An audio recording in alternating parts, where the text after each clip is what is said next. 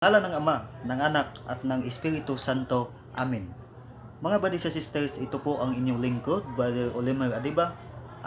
Samahan niyo po ako sa ating tatalakayin naman ngayon tungkol sa panunuro sa ating simbahang Katoliko, mga brothers and sisters.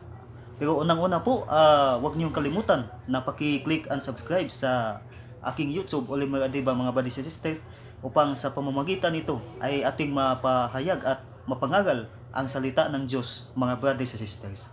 Ngayon mga brothers and sisters, magandang araw sa lahat hanggang sa maabot nito, mga brothers and sisters, sa lahat ng ating mga kasama din na mga ka-PWD, persons with disability, mga blind massage at iba't iba na mga organisasyon sa pagmamasahe na nandyan sa mga mall, kami mga brothers and sisters. So makikita ninyo na marami ng mga massage diyan sa mall na mga bulag, at kami yan mga brothers and sisters.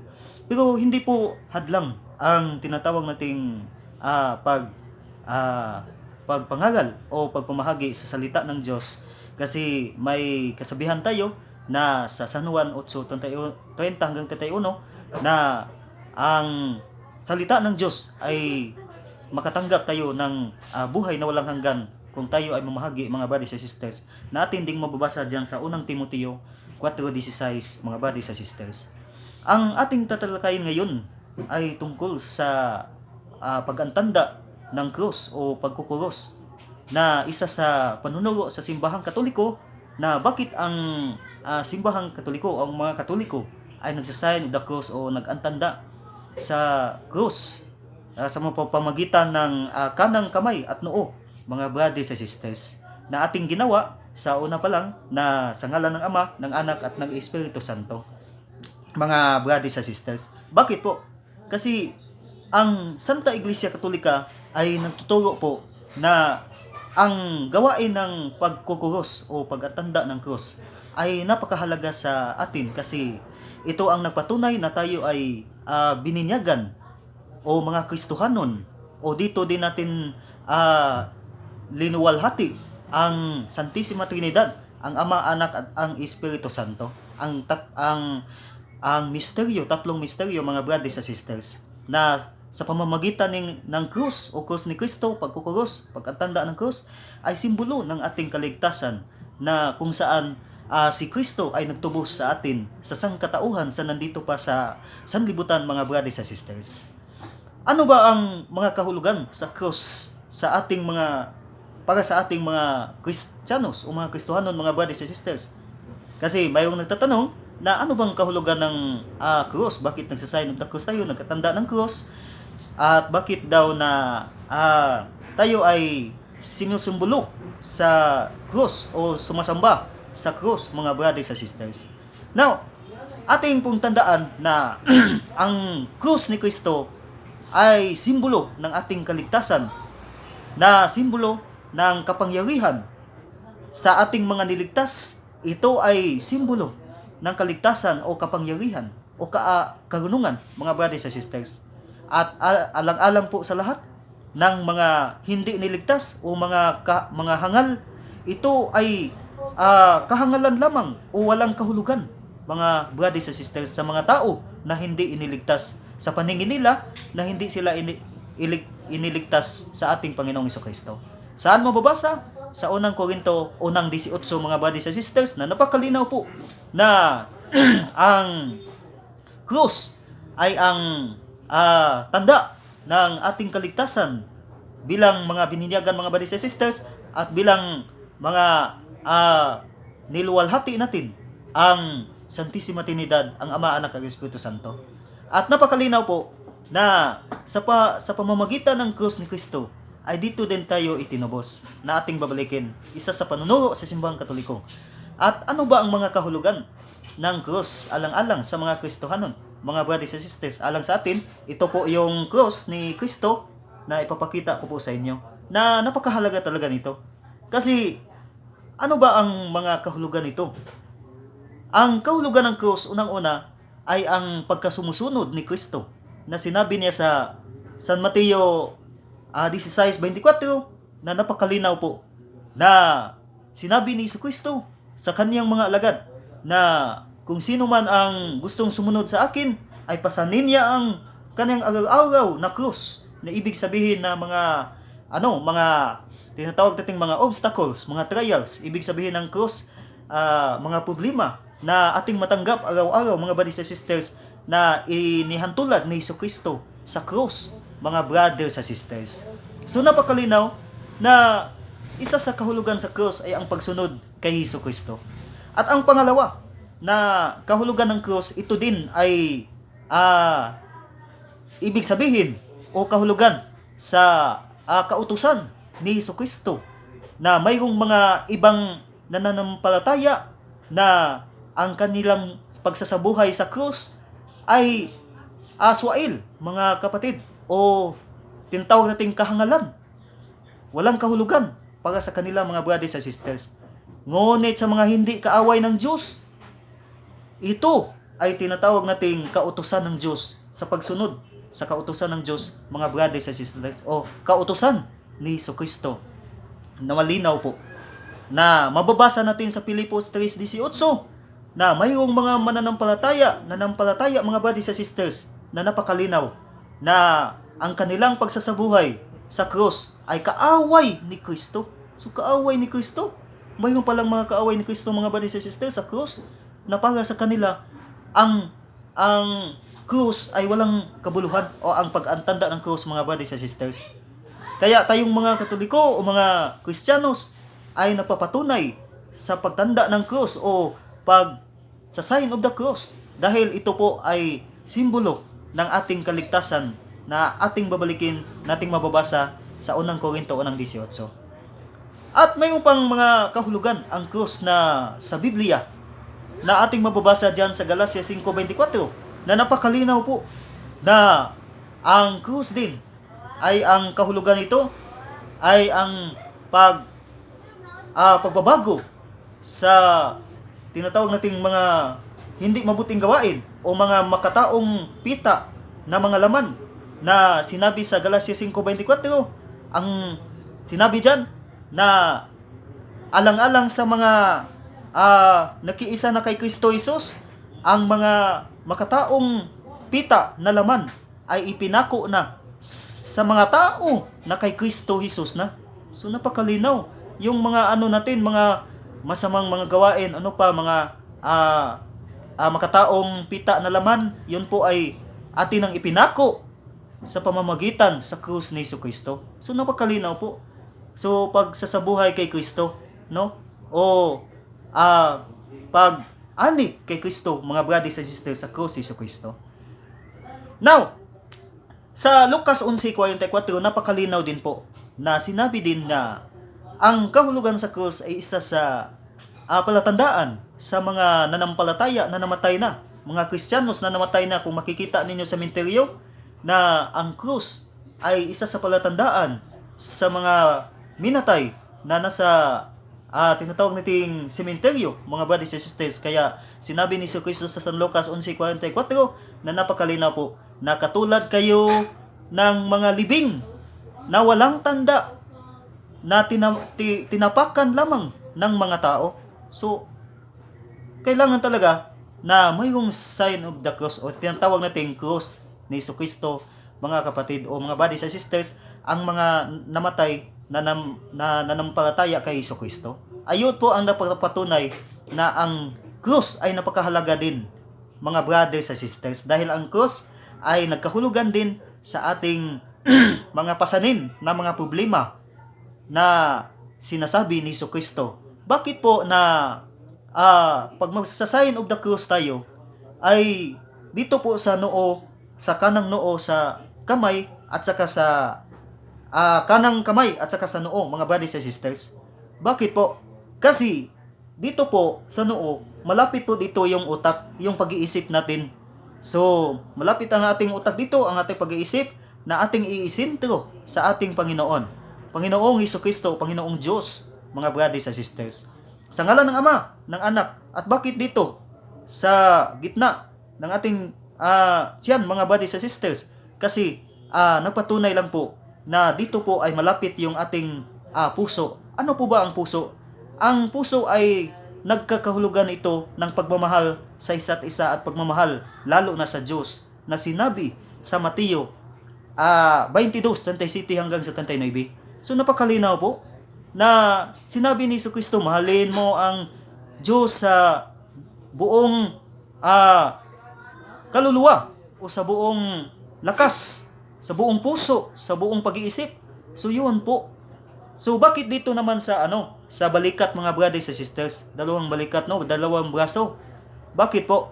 Kasi si Kristo ay ipinako sa krus, siya ay nagpasan ng krus, at saan niya ito pinasan? Sa pamamagitan ng braso.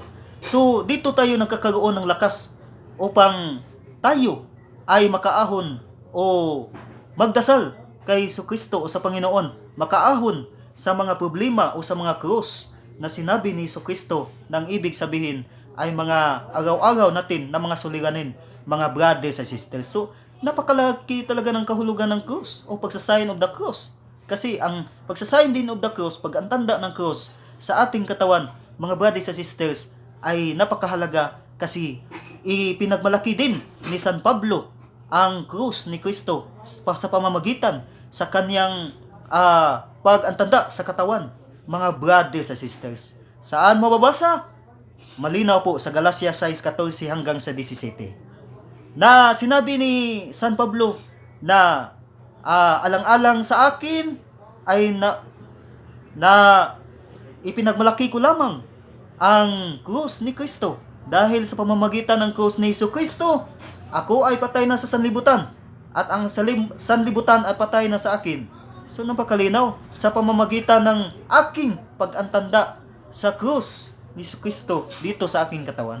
So Galatia 6:14 hanggang sa 17, mga brothers and sisters. So napakalinaw na sa theological, napakahalaga ng krus, mga brothers and sisters. Bakit po? Kasi dito ipinako si Kristo. Kapag hindi dito ipinako si Kristo sa krus, hindi tayo naligtas. Kaya maniniwala tayo sa krus ni Kristo. At lalo na yung krus na mayroong Santo Kristo. Kasi maraming mga krus yung krus sa kriminal ni Dimas at ni Istas, at krus ng mga, kasi sa panahon sa Old Testament at sa mga mga sangkatauhan noon, ay kung mayroong mga kriminal ay ipapako talaga sa krus yung nakasala, mga brothers and sisters. Kaya nga sinabi sa Galatia 3:13 na sumpain kung sino man ang ibinitay sa krus, mga brothers and sisters. Ngunit si Kristo ay naging kasumpa-sumpa. Bakit?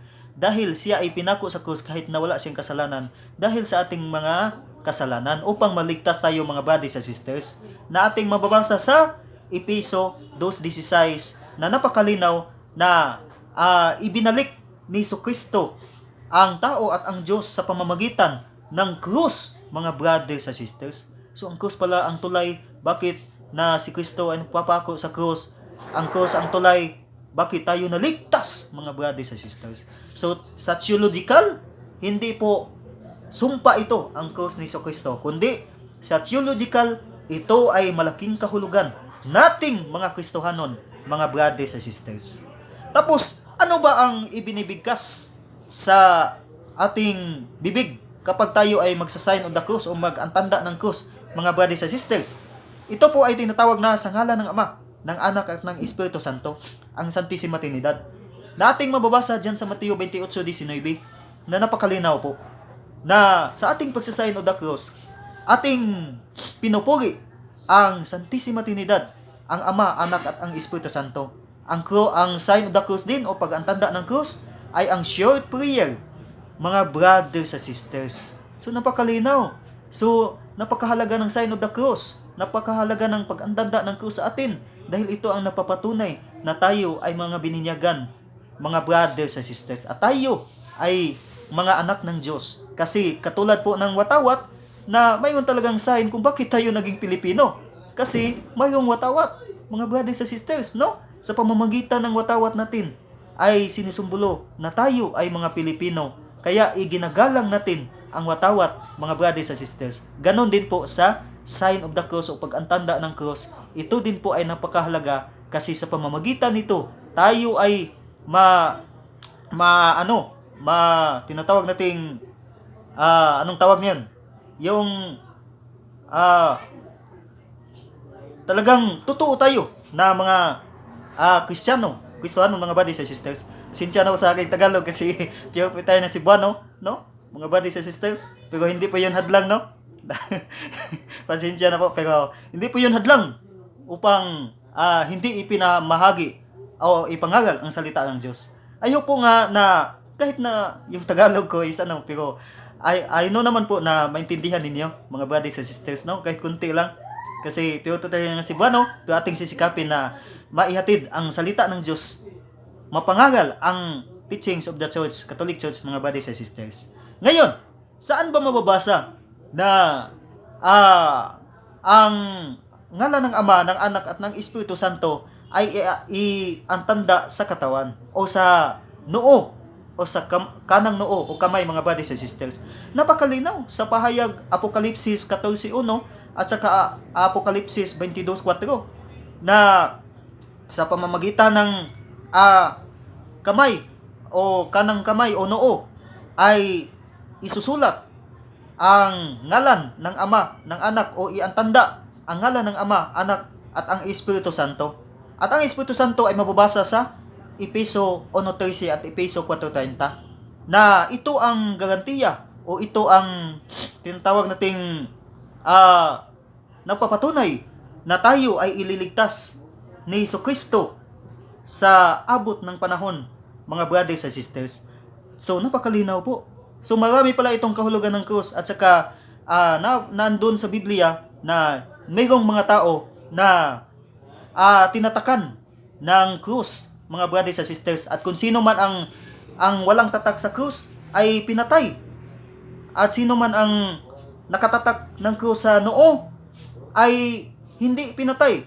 Saan mababasa, mga brothers and sisters? Napakalinaw po sa Ezekiel 9:3-4 na ang Diyos ay nag-utos, mga kapatid, na kung sino man ang walang tinatawag nating sa noo na walang tatak ng krus ay pinapatay, mga brothers and sisters. Ngunit kung sino man ang may tatak na krus ay hindi pinapatay.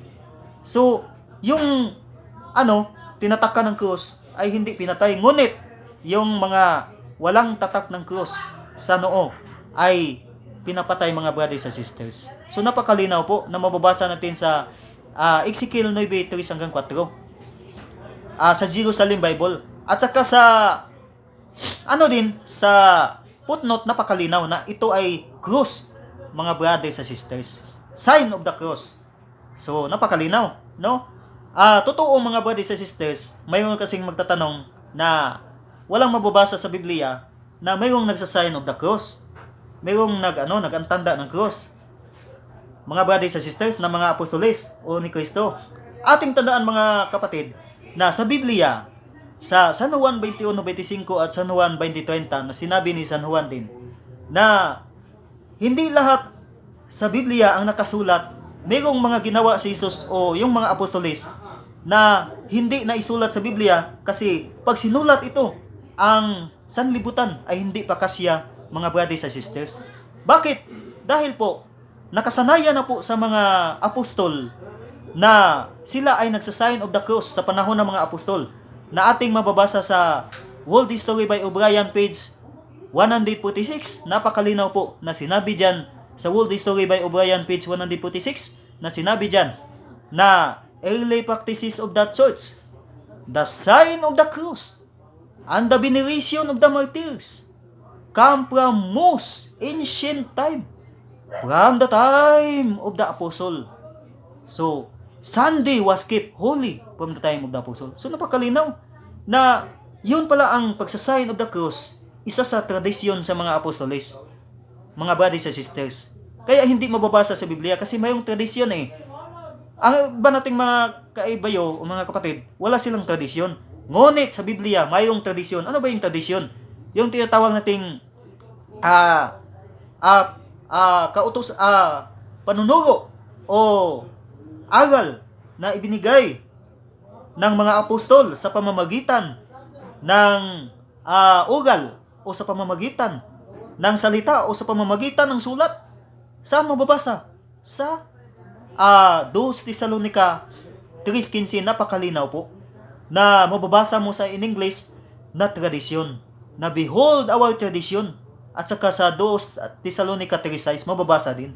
So behold our traditions through through word or our epistle. What is epistle? Yung sinusulat sa mga apostol, mga brothers and sisters. So mayroon pa lang mga tradisyon, apostolic tradisyon. So isa ito sa apostolic tradisyon ang nakaugalian na ng mga sinaunang mga Kristiyanos, mga brothers and sisters. Sa katunayan nga, mayroong bantog na mang-uusig sa simbahang Katoliko na si Emperador Constantino na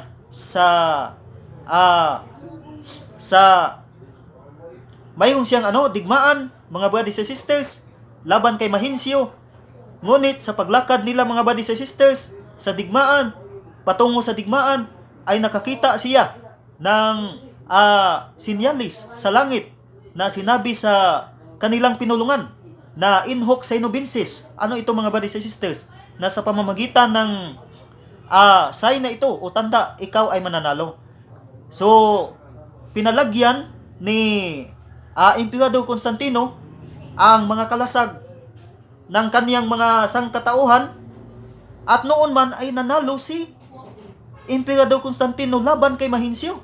At doon po ay tumigil ang pag-uusig ni Emperador Constantino laban sa mga Kristiyanos, mga brothers and sisters. So, namakalinaw po, no? Nandiyon sa history. Kaya nga, si Emperador Constantino ay na-convert into Catholic, mga brothers and sisters. So, napakalinaw, napakahalaga pala ng theological na cross, mga brothers and sisters. So, dapat tayo maniwala nito. Dapat natin na igalang ang cross ni Kristo. At lalo na, magsa-sign of the cross. Dahil sa pamamagitan nito, ito ang simbolo ng ating kaligtasan, mga brothers and sisters. So, napakalinaw, no? Kasi sinabi din ni Kristo sa San Juan 14:12 na sinabi niya na kung sino man ang naniniwala sa akin o nananalig, ay gagawain niya kung ano man ang ginagawa ko. At sinabi pa ni Jesus na at hihigitan pa niya ito.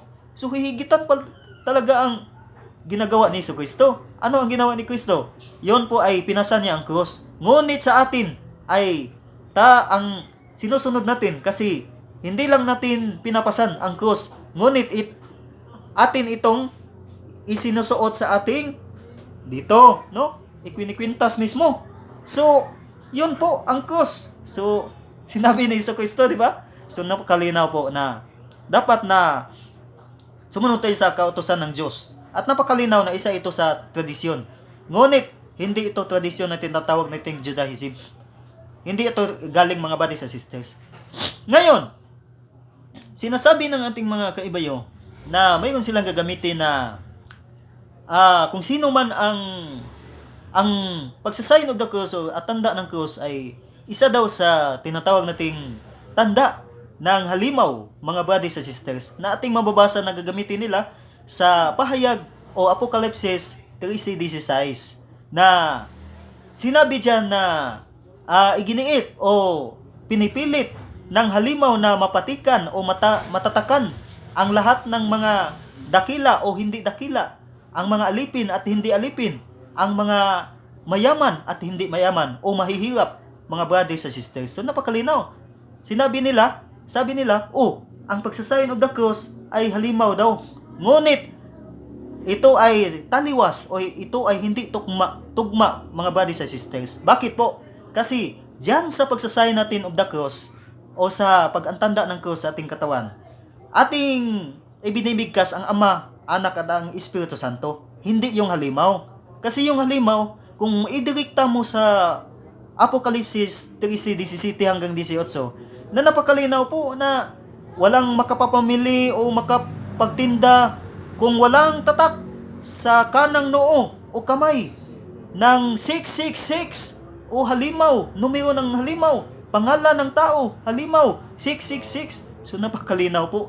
So, hindi pala yon ang tinatawag natin na ngalan ng Ama, ng Anak at ng Espiritu Santo, kundi halimaw yun. Nagagamitin din nila dyan sa pahayag 14:9 hanggang 11. na ang mga Katoliko daw ay may impyerno. Bakit po? Kasi sa kanang noo o sa kanang kamay o noo ay nagpatatak ng halimaw, pangalan ng halimaw o numero ng halimaw. Ngunit iyon po ay halimaw, hindi po iyon ang ngalan ng Ama at ang Espiritu Santo. So hindi po tugma mga brothers and sisters. Kasi sinabi na natin kanina na pahayag 14:1, pahayag 22:4, Episo 1:13, Episo 4:30 na ang ngalan ng Ama, ng Anak at ng Espiritu Santo ay napakalinaw po na dapat na iantanda sa katawan o sa noo din at saka sa kanang noo at kamay mga brothers and sisters. So napakalinaw. Wala naman tayong mababasa sa Biblia mga kapatid na mayroong demonyo na nagsa-sign of the cross, no? Kasi takot sila nito eh. Yung mga demonyo takot nito, mga brothers and sisters. So napakalinaw po, kapag dadaan tayo sa simbahan, tayo po ay tinatawag natin, inirespeto natin o igalang natin ang sanctuaryo ng Panginoon. Kaya nagsa-sign of the cross tayo kasi sabi sa Leviticus 19:30, napakalinaw po na igalang ninyo ang aking sanctuaryo. At ano ang nasa sanctuaryo? Ang Ama, Anak at ang Espiritu Santo. O ang mga santo, mga brothers and sisters. Kaya hindi po yun ibig sabihin na kapag dadaan tayo sa church natin o sa simbahang Katoliko, pag magsa-sign of the cross tayo, nang ibig sabihin na yun ay ang mga pari o ang nandoon ay mga demonyo. Hindi po yun. That is irrelevant or that is tinatawag natin nga outside. Yun po ang pag-iisip na tinatawag nating maruming pag-iisip na mga brothers and sisters. Saan mababasa? Roma 14:14, Tito 1:15, na para sa mga maruruming, merong mga tao na maruruming pag-iisip, para sa kanila walang malinis na bagay na pag-iisip. Hindi sila naniniwala sa Panginoon. So napakalinaw po. So alang-alang sa mga marumi na pag-iisip, yon po ang kanila. Ngunit para sa ating mga Kristohanon sa theological, ito ay napakahalaga. Bakit po? Kasi dito pinako si Kristo sa krus. At napakahalaga na ating isa-sign of the cross o magkatanda ng cross, mga brothers and sisters. Napakalinaw po, no? So sana po na mayroon kayong natutunan nito sa ating talakayan ngayon tungkol sa pag-antanda ng cross, kung gaano kahalaga talaga ang pag-antanda ng cross o ano ang mga kahulugan nito, mga brothers and sisters. Sana po na-explain ko at mayroon kayong natutunan na naman sa ating video, mga brothers and sisters, na ulitin ko po, ito po ang inyong lingkod, Brother Olimer Adiba. At huwag po ninyong kalimutan ang pag-click and subscribe sa aking YouTube, no? Upang sa pamamagitan nito ay maging updated din kayo sa aking video. At saka sa pamamagitan din nito ay ating maipamahayag at mapangaral ang salita ng Diyos na walang imposible sa Diyos. Kahit maano man tayo, kahit ma-PWD, persons with disability, at hindi man, o kahit anong country tayo, na kung saan man tayong bansa, ay ating maipamahayag ang salita ng Diyos, ang ating natutunan, at ating maipamahayag ang tinatawag nating panunuro sa simbahang Katoliko. Mga brothers and sisters, with all respect sa ating mga kaibayo na iba't ibang mga relihiyon, na minahal natin sila, magmahalan tayo, mga brothers and sisters. Hindi tayo mag-usigan sa isa't isa, kundi tayo ay magmahalan kasi we are fellow Christian. Ngunit sinasagot lang namin ang inyong mga tuligsa, ang inyong inuusig na aming mga doktrina, mga brothers and sisters, na hindi po namin hangad na makipag-ano sa inyo, no? Kundi magmahalan po tayo, no? So napakalinaw, we are brothers and sisters, no? So I hope po na mayroon kayong natutunan ito, pagsa-sign of the cross, mga brothers and sisters. At meron po akong ipuno po, mga brothers and sisters, no? Meron po akong ipuno. Kasi may sasabi din sa ating sulat sa basahin ng Katoliko na sinasabi diyan na sinasamba natin ang Santa na Krus, ang banal na krus. So ibig ba sabihin na yung krus imbes si Kristo na ating sinasamba, hindi na kundi ang krus na ni Kristo ang ating sinasamba. So hindi na si Kristo, sabi nila, mga brothers and sisters. Ngunit ito ay tinatawag na figure of speech, tinatawag na metonymy, na ang ranggo, ang kalagayan, ang titulo ay ginagamit sa may-ari nito, mga brothers and sisters. Katulad ng sasabihin natin na na naagaw ang korona ng hari. So ibig sabihin na ang kaharian ay nabagsak. Yun po ang ibig sabihin, no? Kaya pag sinasabi natin na sinasamba natin ang banal na krus ni Jesucristo, banal na krus, ibig sabihin hindi mismo ang krus ang sinasamba natin, kundi ang ipinako sa krus na si Jesucristo. Yun po ang ibig sabihin. Katulad ng sinasabi natin sa unahan na sa Leviticus 19:30 at saka sa Salmo 99:5, napakalinaw po na igalang ninyo ang aking sanktuaryo kapag tayo ay dumaan. Ngunit, bakit tayo gumalang? Dahil ang Diyos mismo ang ating sinasamba o ginagalang, mga brothers and sisters, diyan sa tinatawag nating sanktuaryo o templo, mga brothers and sisters. So, isa po yun sa tinatawag natin ang figure of speech na metonymy, no? Na ang ranggo, ang titulo, o ang kalagayan, o ang tinatawag nating tirahan ay ginagamit sa may-ari, ginagamit sa pagpahayag sa may-ari nitong mga brothers and sisters. So napakalinaw po. Katulad nating sinasabi kanina, no? Na